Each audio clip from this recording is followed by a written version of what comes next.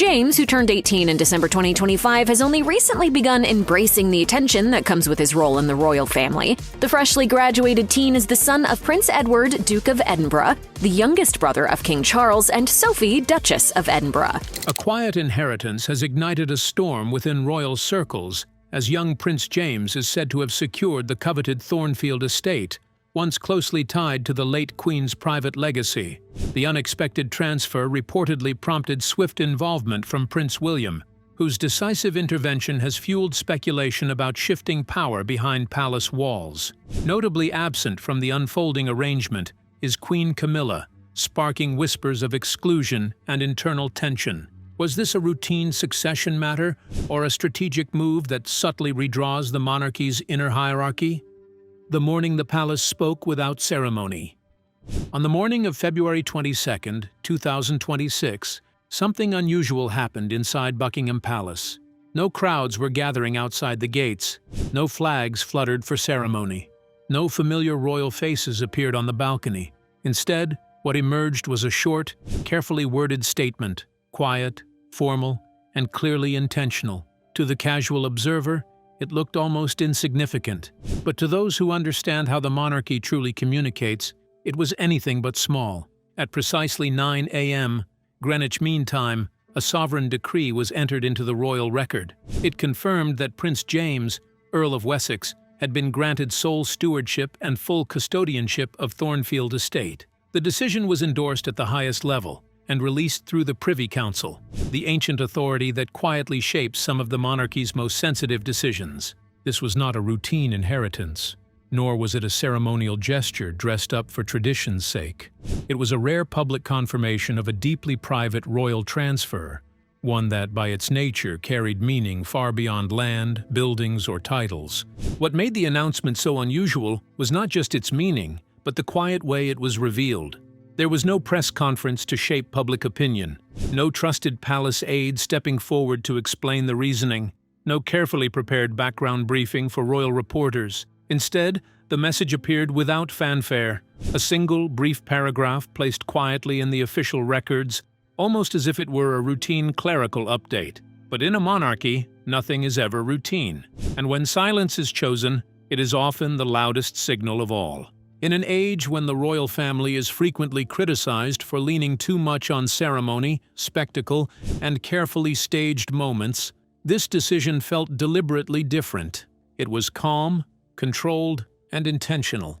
Restraint became the message. Simplicity became the strategy. There were no crowds, no images, no dramatic language, only a quiet statement that carried weight precisely because it refused to explain itself. This was not performance. It was positioning. Thornfield Estate itself has always held a subtle but meaningful role behind palace walls.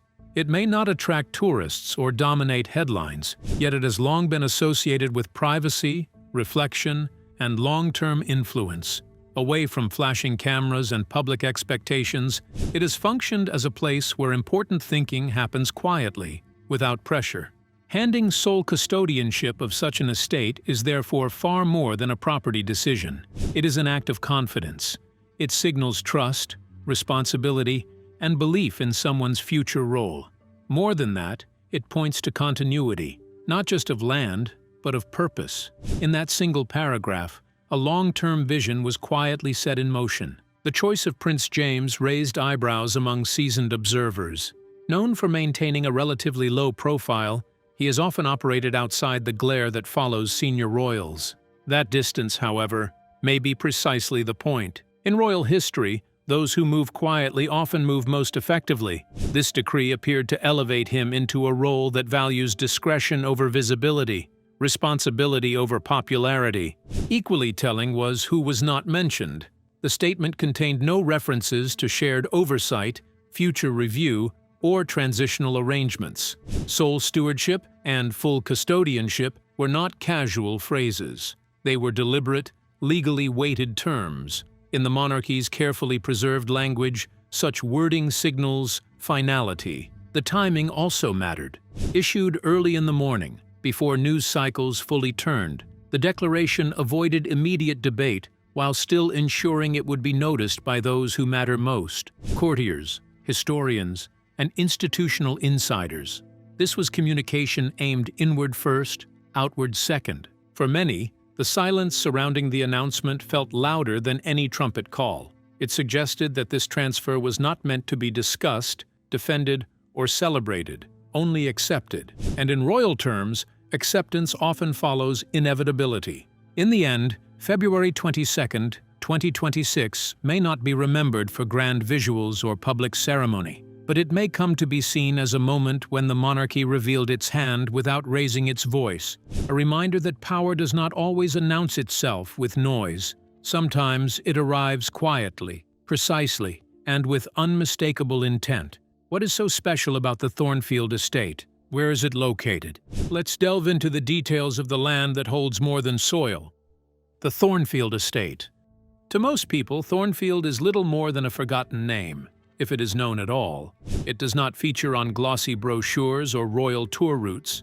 No crowds gather at its gates. Yet within the inner workings of the crown, Thornfield has always mattered, quietly, deeply, strategically. Tucked away in the rolling countryside of West Berkshire, Thornfield Estate spreads across thousands of acres of carefully protected land. Ancient woodlands stand like silent guards along its borders, while chalk hills rise gently in the distance. Rivers wind through the estate with no signposts or photo stops, flowing unnoticed beyond the curiosity of tourists. From above, it appears peaceful, even ordinary. On the ground, it feels deliberately untouched, as though time itself has been asked to tread lightly there. Its beauty is undeniable, but Thornfield's true worth has never been about scenery. What makes it exceptional is what it holds and what it hides. The estate was first established during the Georgian era, built not as a showpiece but as a place of purpose. When it later returned fully into crown hands, it began to evolve into something rare, a royal space designed for function rather than performance. Over the centuries, Thornfield became a quiet partner to history. During wartime, it served as a communication center, shielded from public view. In calmer periods, it hosted agricultural trials meant to improve food security for royal lands. At other times, it became a training ground, where young royals were taught discipline, responsibility, and service, far from flashing cameras and polite applause. Unlike palaces built to impress, Thornfield was built to prepare. At the center of the estate stands Thornfield Manor, a stately Palladian house that blends into its surroundings rather than dominating them. Its rooms are not overly grand, but they carry weight. Within its walls lies one of the last fully intact private royal libraries in Britain, a collection untouched by public exhibition or modern digitization. The shelves hold handwritten journals, sealed correspondences, strategy papers, and personal reflections from generations who ruled, advised, or quietly withdrew when duty demanded silence. Below the manor, hidden beneath carefully landscaped grounds, lies another layer of Thornfield's story. Sealed tunnels, first carved long ago and later reinforced during the Cold War, stretch beneath the estate. According to internal audits and classified records, these underground spaces were modernized to function independently if needed, capable of supporting secure operations for weeks. They were never meant for spectacle. They were meant for continuity. In an age where every movement is tracked, shared, and analyzed, Thornfield's greatest strength is not its size or its history. It is its invisibility. The estate exists beyond headlines, beyond trending topics, beyond instant judgment. It offers something the modern world rarely allows those in power: space to think, to learn, and to prepare away from constant observation. For generations, Thornfield was guarded not just by gates and forests, but by discretion. Its role was understood only by a few. Its importance was passed down quietly, not announced. Now, that responsibility has shifted. The stewardship of Thornfield has been entrusted to Prince James, a decision that carries meaning far beyond land ownership. This is not merely an inheritance of property, but of purpose. Thornfield is not a reward. It is a charge. To oversee it is to accept a tradition of quiet service, thoughtful preparation, and long-term responsibility. While the world watches the louder stages of royalty, Thornfield remains what it has always been, a place where the crown thinks ahead rather than performs. And in placing it in Prince James's hands, the message is subtle but clear. The future of the monarchy may depend not only on what is seen, but on what is carefully preserved out of sight. Why was Prince James chosen to inherit such an estate of all members of the royal family? What is so special about him that earned him such an estate? Let's find out. An heir shaped by discipline, not applause. Prince James's arrival at Thornfield was far from a random choice. For years, he hovered at the edges of public attention, rarely appearing in photographs, seldom quoted in the press, and often overlooked in the swirl of royal headlines. To the outside world, he seemed almost invisible, a quiet presence in a family whose every move was usually under intense scrutiny. But behind the palace walls, a different story was quietly unfolding, one of preparation, mentorship, and a patient, deliberate path toward responsibility. From his early teenage years, James was quietly guided by none other than Princess Anne, a figure known for her disciplined approach to duty. While the public watched her grace royal events and champion charitable causes, she was simultaneously mentoring James, personally overseeing the operations of Thornfield, a sprawling estate that required careful management. For over 2 decades, Anne ensured that the estate ran smoothly, teaching lessons that went far beyond ceremonial duties or appearances. She introduced James to the real work of stewardship, the kind that required patience, diligence, and a constant attention to detail. By the time James turned 17, his training became more immersive. He began spending long stretches of time at Thornfield, learning not just about the glamorous side of being a royal, but about the practical realities of managing a large estate. He studied land management, gaining insight into maintaining fields, forests, and gardens.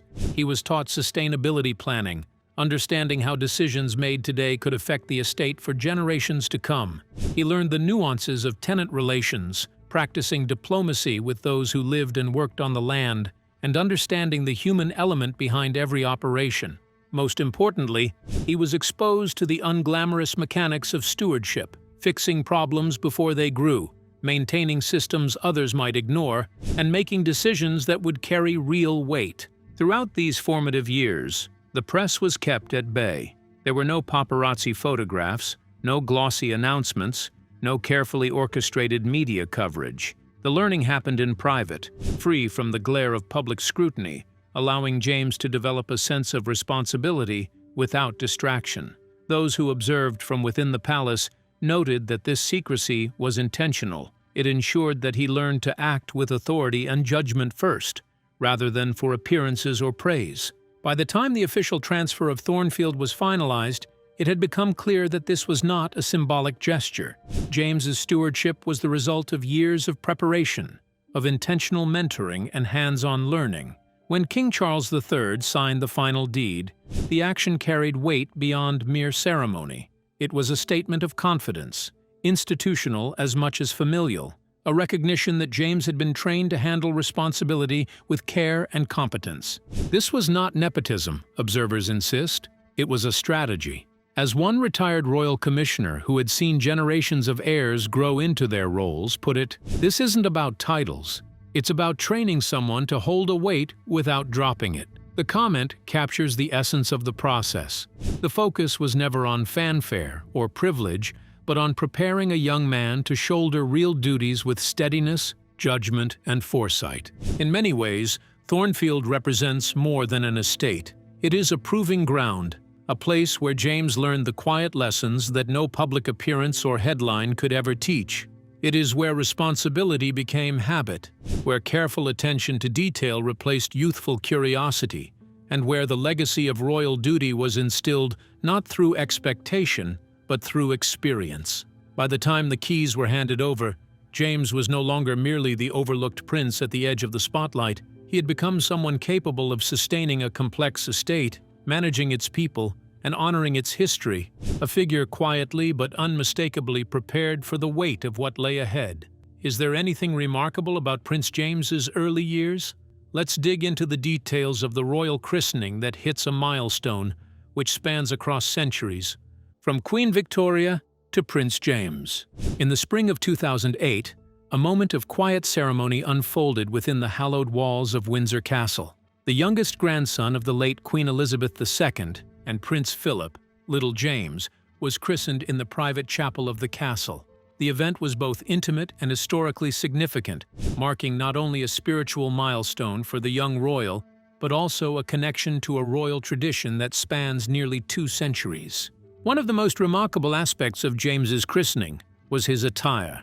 He became the first royal baby to wear a specially crafted replica of the royal christening gown, originally designed in the 19th century. This gown, rich in history and symbolism, was first worn in 1840 during the christening of Queen Victoria and Prince Albert's eldest child, a daughter also named Victoria. The original gown, delicate and precious, has been carefully preserved over the years, a testament to the enduring traditions of the British monarchy. For James, wearing this replica was more than just donning an outfit. It was stepping into a living piece of royal heritage, a thread linking him to generations of royal infants who had come before him.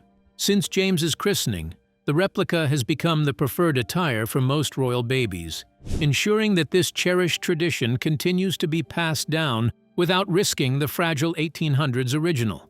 James's position within the royal family further underscores the unique place he holds in the lineage of the House of Windsor. He is the youngest of 8 grandchildren of the Queen and the Duke of Edinburgh, a role that places him at a fascinating generational intersection. In fact, he is 3 decades younger than his eldest cousin, Peter Phillips, the offspring of Princess Anne and Captain Mark Phillips. This age difference creates an unusual dynamic within the family, where cousins may be separated by a lifetime of experiences, yet remain connected through the enduring bonds of royalty. Being the youngest in such a prominent family also means that James is closely tied to some of the most recognized figures of the modern British monarchy. He is a first cousin to Zara Tindall, Peter's sister, as well as to the eldest sons of the late Princess Diana and Prince Charles, Prince William, and Prince Harry. His cousin circle extends further to include Princess Beatrice and Princess Eugenie. Each of these relationships positions James within a complex web of familial connections that blend history, public attention, and personal bonds, a network that shapes not just his identity as a royal, but also his potential role in the ongoing story of the monarchy. Beyond the public fascination with his heritage and family ties, James's christening also represents a quiet celebration of continuity amidst change. The ceremony highlighted how traditions evolve, as seen with the creation of the replica gown, which allows history to be honored while adapting to the needs of the present. In this way, the young prince's baptism serves as a reminder that royal rituals are not static relics. They are living practices, bridging the past and present, and preparing the next generation for the roles they may one day inherit. While the gowns, chapels, and ceremonial protocols capture the eye, James's christening also subtly underscores the human side of royal life: families growing, milestones celebrated, and legacies nurtured. As the youngest member of this vast and storied family, James carries the weight of tradition, the curiosity of the public, and the quiet promise of his own journey. His life, intertwined with history and modern royalty, began with a ceremony that was both deeply personal and unmistakably symbolic, a blend of faith, family, and heritage that echoes through the halls of Windsor Castle, from the past into the future. When, where, and how did the estate get passed to Prince James? Was it an elaborate event or something low-key? Let's take a look at how the legacy was passed in silence. The Night of Oaths. The true transfer of Thornfield Estate was never a matter of paperwork. It was something far older, far quieter, and far more secretive. It occurred not in the light of day or in front of witnesses, but in the shadowed stillness of a February night, under a sky so black it seemed to swallow the world whole. A small convoy, hushed and deliberate, slipped from Windsor, taking winding, guarded-back roads that few outsiders had ever seen, until it reached the gates of the estate. Thornfield itself seemed to breathe with anticipation, its centuries-old walls holding secrets that were whispered only in moments like this. Inside the estate stood the Chapel of the Oak, a structure seldom used, absent from modern maps, and forgotten by most, but alive with the weight of memory. It was here, beneath carved beams and the quiet echo of centuries of vows, that the ceremony unfolded. The ritual was closed, intimate, and deliberately invisible. No cameras, No official records, no public acknowledgement. Only those chosen were present, the night and its silence keeping everything else at bay. At the heart of the chapel, a letter, sealed for years and penned by Queen Elizabeth II herself, was placed into the hands of Prince James. Its contents remain unknown to all but him. Yet those who watched closely say he unfolded the paper with reverent care, read it slowly as if tasting each line, before folding it back with precision. He looked up once, and the single word that left his lips resonated in the chamber's stillness. Understood. That word so simple carried weight far beyond any royal decree. It was a signal of comprehension, of readiness, and of something far deeper than ambition. The ceremony proceeded with symbols that spoke not of power, but of responsibility. A ceremonial blade, sheathed and silent, rested nearby, a symbol of vigilance, the watchfulness required of one entrusted with an estate older than most nations. Beside it lay a small vessel of soil, taken from the very grounds of Thornfield, a reminder that to belong was not just to possess, but to nurture, protect, and honor. When James knelt to receive these tokens, he did so with the gravity of one accepting not a crown, but a covenant. And then he spoke his vow. It was not grandiose or performative. It was simple, direct, devastating in its clarity. I serve, not replace. Those words were not born of desire for authority or ambition. They were the expression of something rarer, acceptance of duty, of history, and of the understanding that stewardship is far more profound than inheritance. In that quiet chapel, far from the eyes of the public, Prince James became something more than a prince in title. He became a guardian, a custodian of memory, of tradition, and of the lives that had walked these halls long before him. Outside, the world remained unaware. Thornfield's gates closed behind the convoy as quietly as they had opened. February's cold wind whispered through the trees, carrying no echo of ceremony, no announcement, no celebration. Yet inside, a quiet transformation had taken place. The estate had passed into new hands, not through legal documents or public ceremony, but through ritual, intent, and understanding. And in that secret act, Thornfield's future had been entrusted to a prince who had learned that true power lies not in possession, but in dedication, humility, and unwavering commitment to the life he had inherited. In the months and years to come, many would speak of the estate, its grandeur, and its history. Few, if any, would know the night it truly changed hands, the night when responsibility triumphed over ambition, and when a young prince, alone with the echoes of the past, vowed simply to serve. How did the public welcome the transfer of Thornfield Estate? What effect did the estate transfer have on the tension surrounding the monarchy? Let's find out. A line, drawn in the earth, and the future it protects. The transfer of Thornfield was far from coincidental. Its timing felt precise, almost orchestrated, landing at a moment when the world's gaze was shifting away from the endless drama of royal life. The public, exhausted by constant spectacle and overexposed personalities, hungered for truth over theatrics. Media narratives churned endlessly, fueled more by sensational headlines than by verified facts. Every statement, or deliberate silence, was scrutinized under a harsh, unyielding spotlight. Rumors flourished, but clarity was scarce, and the appetite for controversy never waned. Amid this restless backdrop, the decision regarding Thornfield emerged quietly, yet with unmistakable purpose. There were no grand announcements, no public debates about who should hold what position, and no names echoed through the press. Still, the intent resonated clearly.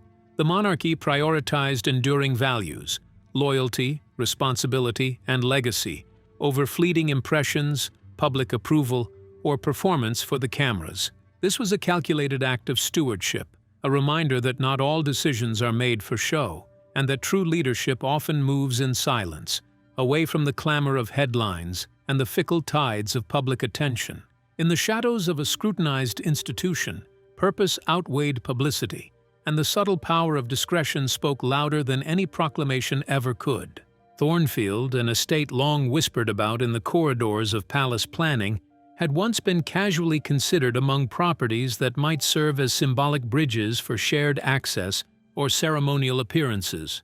That era was over. What had once been an open question was now settled, firmly and without ambiguity. The estate was sealed, permanently, and the silence surrounding the decision spoke volumes.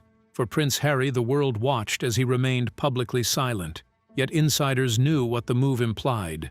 This was not a reprimand. It was not a reaction in anger or spite. It was something subtler, yet far more powerful: insulation.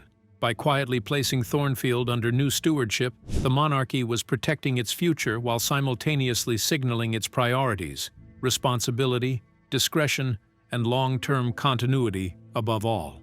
At the heart of this realignment stood Prince James, now entrusted with stewardship of the estate, alongside Lady Louise Windsor, whose role as heritage guardian positioned her as the protector of tradition, history, and the crown's values. Together, they formed a new internal framework, a partnership defined not by public appearances or social media moments, but by service, commitment, and the weight of trust passed quietly from one generation to the next.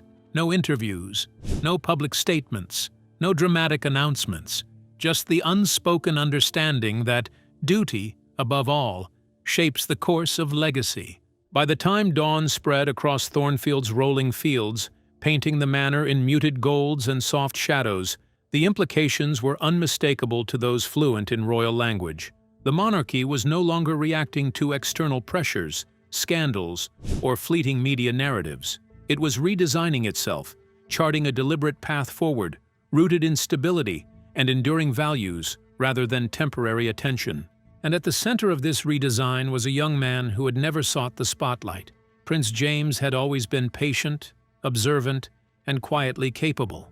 Now, he held in his hands one of the crown's most enduring trusts, an estate rich with history, symbolism, and responsibility. The estate was not a stage, and he was no performer. Yet in the silent transfer of Thornfield, he had become the foundation upon which the monarchy could continue to build, adapt, and endure. In essence, Prince James's moment had arrived, not with fanfare, not with announcements, but with the quiet, profound authority that comes with being entrusted with something greater than oneself. He was no longer a figure waiting in the wings. He had become the ground beneath the stage. The message, subtle yet unmistakable, reverberated through the palace and beyond. The monarchy had chosen its path. It would move deliberately, guided by tradition, stewardship, and purpose. And at that path's core stood Prince James, steady, capable, and ready to carry a legacy that few could fully grasp, yet everyone would soon recognize. So, what do you think about Prince James's newly inherited estate? Could it be preparing him ahead of royal duties? We'd love to hear your opinions in the comments below. And don't forget to like and subscribe.